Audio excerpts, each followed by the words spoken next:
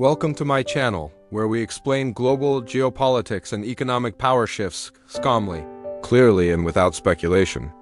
In recent months, a serious question has started appearing in headlines and online discussions. Is the United States trying to take over Greenland? It sounds dramatic. But like most geopolitical questions, the truth is more complex and more interesting. Let's separate facts from fear. The idea didn't appear out of nowhere. It comes from a combination of real-world events. First, there's the increased U.S. military presence and a strong American interest in Arctic security. This isn't just talk. It's visible in investments and troop movements. Second, we all remember the past discussions about the United States buying Greenland. While that was dismissed at the time, the idea lingered in the public consciousness. And third, there's the rising global competition in the Arctic, with both Russia and China making their ambitions clear. Together, these factors create the impression of a possible U.S. takeover, but it's crucial to remember that interest does not automatically mean control. So let's look at the legal reality.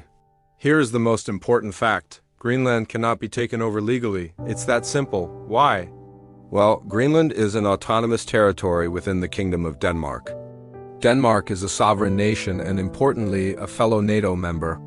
On top of that, Greenland has its own elected government with significant powers of self-rule. Any change to Greenland's status would require the full consent of the Greenlandic people, the approval of the Danish parliament, and a complex international legal process. There is simply no legal pathway for a unilateral U.S. takeover. To even attempt it would violate international law and shatter diplomatic norms. This brings us to what the United States actually wants. If it's not ownership, what is the goal? The U.S. is not seeking sovereignty over Greenland. It is seeking strategic certainty.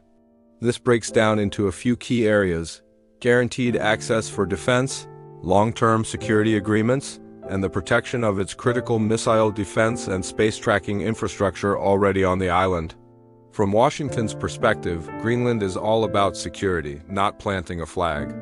The military access it needs already exists through decades-old agreements. The real objective is to solidify and expand that access for the future, ensuring the Arctic remains secure from a U.S. standpoint. And this is where NATO becomes incredibly important. Greenland's defense falls under the NATO treaty. This means U.S. interests must align with the rules and consensus of the alliance. Any unilateral American move against Denmark, a fellow NATO founder, would fundamentally damage the unity of the alliance. Allies would strongly oppose any pressure on Denmark's sovereignty.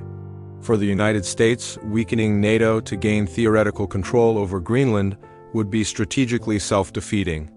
It would create a far bigger security problem than it solves. Therefore, cooperation within the alliance, not a takeover, is the only rational path forward. So what's really driving all this concern? It's the Arctic competition factor. The Arctic is no longer a frozen, forgotten frontier. Russia is actively expanding its military infrastructure there, reopening Cold War-era bases.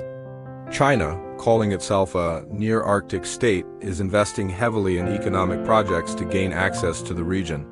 As the ice melts, new shipping routes are opening up and vast natural resources are becoming accessible. The U.S. wants to ensure Greenland does not become a weak point in Arctic defense or a foothold for rival powers.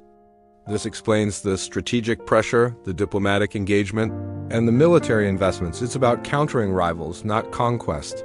So what's the real answer? Is the United States going to take over Greenland? The answer is a clear no. What is happening instead is a classic case of modern great power politics.